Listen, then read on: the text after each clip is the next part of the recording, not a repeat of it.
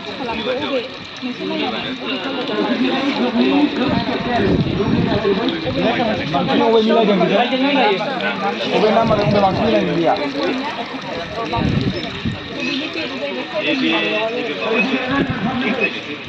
माने जों लोंग्रा दैया 6.5 निफ्राय 8.5 नि गेजेराव नर्माल थायो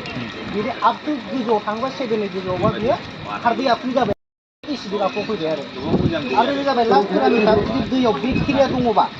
नैबेखौ होखांनायनि उनाव दैया जुदि गोसोम जायोबा बियो कन्टामिनेटेड जायो आरो बेक्टेरिया बेबायदि भाइरेलखौ फैयो आरो एमएसजि होनानै मालाबा सानसे नङाबा साननैसो दोनदो ओमफ्राय जुदि ब्लेक कालार जायो इक'लाइन दङ आरो बेखौनो माबा मा माबा डिसइनफेक्सन खालामनांगौ डिसइनफेक्सन खालामनांगोन आरो 24 आवार्सनि गेजेराव जुदि बे वाटारा जुदि ब्लेक फैदोंबाथाय बेयो माने बेक्टेरिया कन्टामिनेटेड पिएचआव देखायदोंना आरो बिदिनो मेरला दंबावो लाइक कार्बिडिटी माने वाटारा क्लियारिटि दंना गैया बेफोर आरो बिदिनो नोंसोर प्रसिडिउर मोनफा मोनफा नायजोबनांगोन बेखौ नायजोबनो मिथिगौ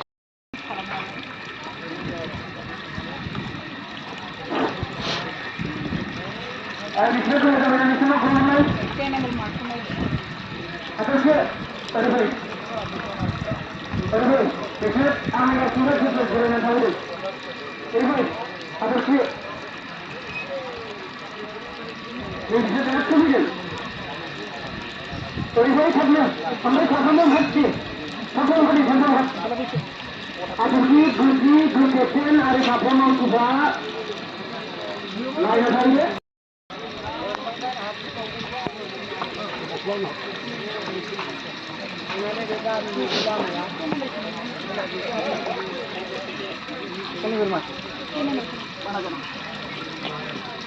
Pindah bel next itu walking number 2 drop होनांगौ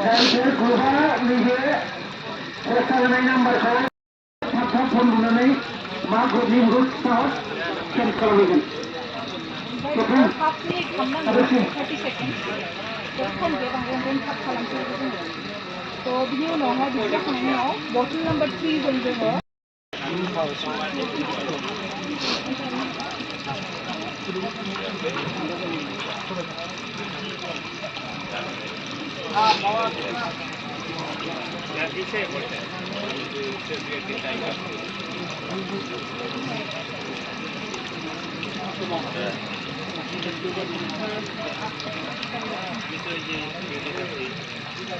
दा बे 7 ड्रप होनायलाय 7 जों 20 जों माबा खालामदो इनटु बिनि भेलुआ बेनो जाबाय हार्डनेस आरो 140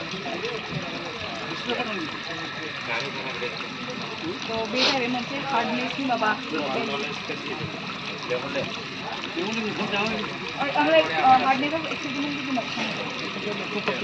फार्मेसिकेल लिमिटआ 240 जायो ओमफ्राय 140 सिम सिगाङो टेस्ट खालामबायनो ओमफ्राय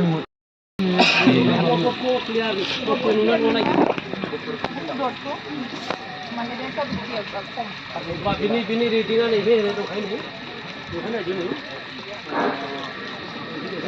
बिनि रेटिंआ